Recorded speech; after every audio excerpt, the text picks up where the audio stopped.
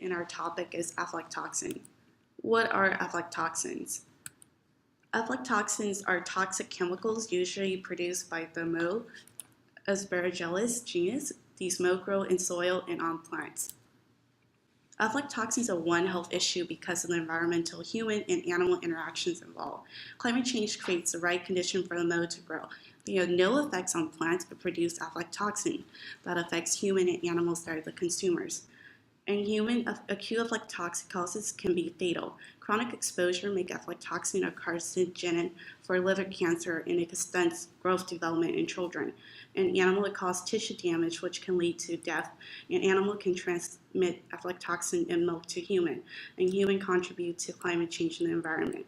A One Health approach will allow multiple disciplinary specialists from different fields to create sustainable solutions at an economic, environmental, and community level. In the early 60s, aflatoxins have been regulated by the FDA.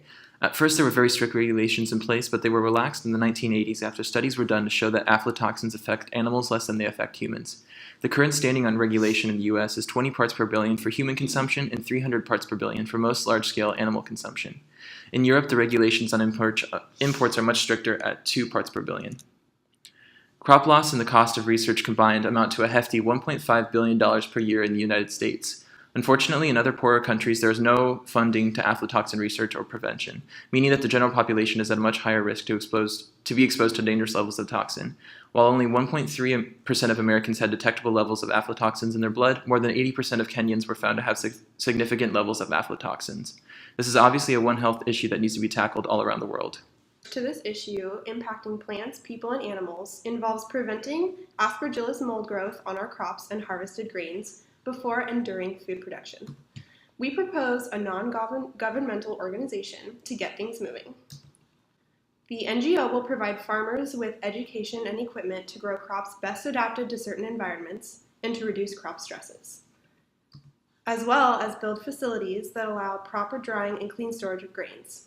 By trying to provide tools and education to farmers in the community, we hope for our NGO to raise awareness on aflatoxins, such that policymakers and others will be motivated to make broader governmental enactments that make such farming methods and facilities common practice throughout entire nations facing this issue. The Food and Drug Administration has been a major factor in the regulation of aflatoxins in the U.S. They've implemented restriction action levels on aflatoxins present in animal feed and food products meant for human consumption. The FDA has also created a no-blending policy that doesn't allow product contaminated with aflatoxins to be mixed with uncontaminated product to create a mix with an overall lower part per billion aflatoxin count. This solution, though, has a major loophole. If affected corn has an overall contamination level lower than the proposed restriction action level, the policy can be neglected. Farmers can still mix the contaminated corn with aflatoxin-free corn, and while this saves on costs, it puts people at risks of the disease.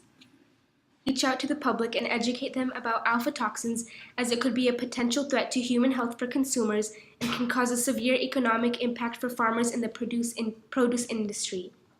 Farmers and consumers are our target population for public health intervention.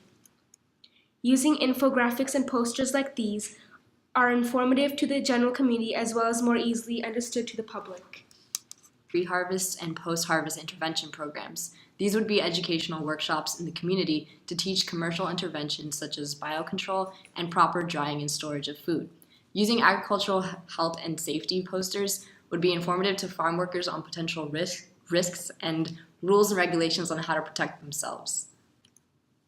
Integrating food safety posters or flyers in produce marketplaces would be beneficial to consumers. The posters would provide information on aflatoxins, the potential risks, and food alternatives to high-risk produce. We hope you all enjoyed our presentation. Thanks for listening.